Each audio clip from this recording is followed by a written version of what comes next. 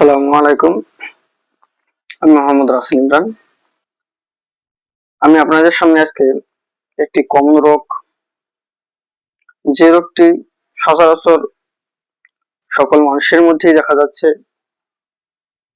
এমন একটি রোগ সম্পর্কে আপনাদের ধারণা দেওয়ার চেষ্টা করব। রোগটি হচ্ছে নিদ্রাকালীন নাক ডাকা। এই নিদ্রাকালীন নাক ডাকার কারণে রোগী বা রোগিনী কোনো কিছু অনুভব করতে পারে না, কিন্তু তার পাশের জনের রাত্রিকালীন ঘুম মোটেও হয় না। এর কারণ কি? যিনি নাক ডাকতেছে উনি তো বেশ সুন্দর ঘুমাচ্ছে, আর যে বেশ পাশে শুয়ে আছে তার নাক ডাকার শব্দের কারণে তার ঘুম আসছে না। এর কারণে দেখা যায় রোগী বা রোগিনীর পাশে যিনি থেকে প্রতিদিন ঘুম থেকে ওঠার পর একটার পর একটা কমপ্লেন করে যাচ্ছে।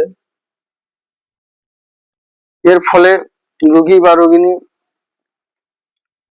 নানা জনের কাছে নানা রকম ভাবে চিকিৎসা নিচ্ছে, নানা রকম পরামর্শ নিচ্ছে এ থেকে পরিত্রাণ পাওয়ার লাভের জন্য, কিন্তু কোনো রকমেই বা কোনোভাবেই তিনি এই নাক ডাকা থেকে পরিত্রাণ পাচ্ছে না।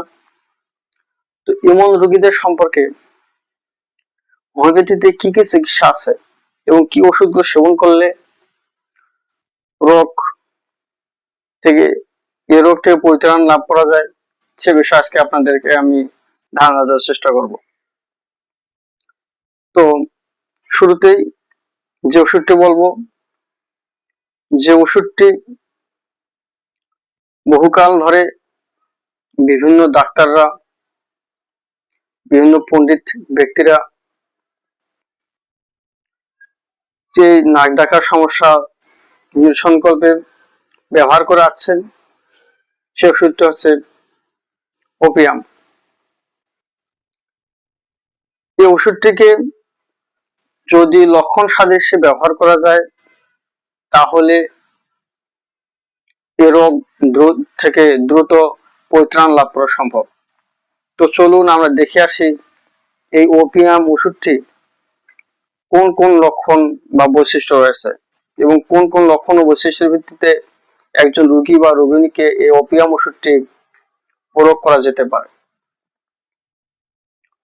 প্রথমে আমি যেটা বলবো সেটা হচ্ছে ভয় পাওয়া, বা বহুদিন আগে ভয় পেয়েছে তার রেশ এখনো কাটেনি, এখনো এই ভয়ের রেশ বহন করে আসছে এবং এই ভয়ে রাত্রিকালীন সময়ে নাক ডাকার প্রবণতা দেখা দিচ্ছে। রোগীর প্রচন্ড ঘুম বা ঘুম ঘুম ভাব, কিন্তু ঘুমালে দেখা যায় রোগিণীর চোখ সম্পূর্ণভাবে বন্ধ হয় না, চোখ মনে হয় খোলাই রয়ে গেছে, বিশেষত ডান চোখ। আবার রোগিণী অনেক সময় নিদ্রাহীনতায় ভোগে, যে সময় নিদ্রাহীনতায় ভোগে ও সময় রোগীর শ্রবণ শক্তি এত বৃদ্ধি পায় যে তিনি যেন ঘড়ির কাঁটার শব্দ কানে শুনতে পাচ্ছেন, ঘড়ির কাঁটার শব্দের জন্য ঘুম ভেঙে যাচ্ছে, অনেক দূরে কোথাও মোরগ ডাকছে, সেই মোরগের ডাকে ঘুম ভেঙে যাচ্ছে, গলার মধ্যে মনে হয় কি যেন লেগে আছে, ঘর খাওয়ার শব্দ করছে, ভালোভাবে ঘুমাতে পারছেন না, ঘুমালে শ্বাসকষ্ট দেখা দিচ্ছে, রোগীর অন্তরের পক্ষাঘাতগ্রস্ততা মনে হচ্ছে, এমন পক্ষাঘাতগ্রস্ততা যে রোগিণীর বা রোগীর মল ত্যাগের কখনো ইচ্ছায় জাগে না, প্রচন্ড কোষ্ঠবদ্ধতা দেখা দেয়, 5 দিন বা 7 দিন পর পর মল ত্যাগ করে।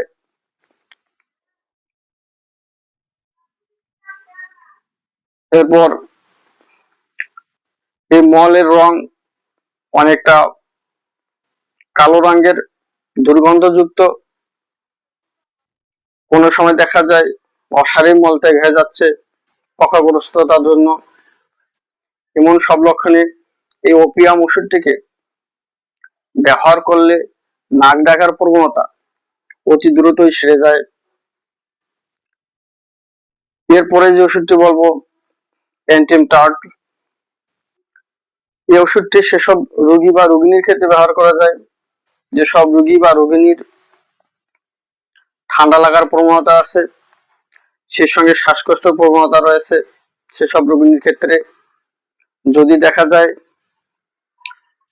রাত্রিকালীন শুলে বা ঘুমালে শ্বাসকষ্ট দেখা যায়, গলার মধ্যে মনে হয় শ্লেষ্মা লেগে আছে, যার কারণে গলা ঘর ঘর শব্দ হয়, একটু কাশি দিলেই শ্লেষ্মা বা কফ বের হইতে চায় না, অনেকক্ষণ পর গলা খেকারির পর শ্লেষ্মা বাইর হয়, রাত্রিকালে ঘুমাইতে পারে না এই শ্বাসকষ্টের কারণে, এবং এই সর্দি বা শ্বাসকষ্টের কারণে রাত্রিকালীন ঘুমের মধ্যে নাক ডাকার এক রকমের প্রবণতা দেখা যায়।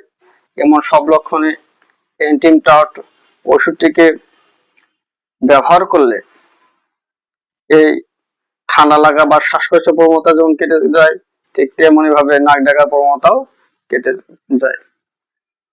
তো প্রিয় দর্শক বন্ধুরা, আপনারা এই ওষুধগুলোকে আপনাদের লক্ষণ সাদৃশ্যে সেবন করবেন এবং সেবনের পূর্বে অবশ্যই কোনো রেজিস্টার্ডকৃত ডাক্তারের সুপরামর্শ গ্রহণ করবেন। কেননা যে ওষুধ শরীরে রোগ প্রবণতা দূর করতে পারে, সে ওষুধ শরীরের মধ্যে রোগ সৃষ্টিও করতে পারে। তো আজকে এই পর্যন্তই, দেখা হবে আগামী কোনো ভিডিওতে আগামী কোনো রোগ সম্পর্কে আলোকপাত করার সময়। আজকে এ পর্যন্ত বিদায় নিচ্ছি। আসসালামু আলাইকুম ওয়া রাহমাতুল্লাহ।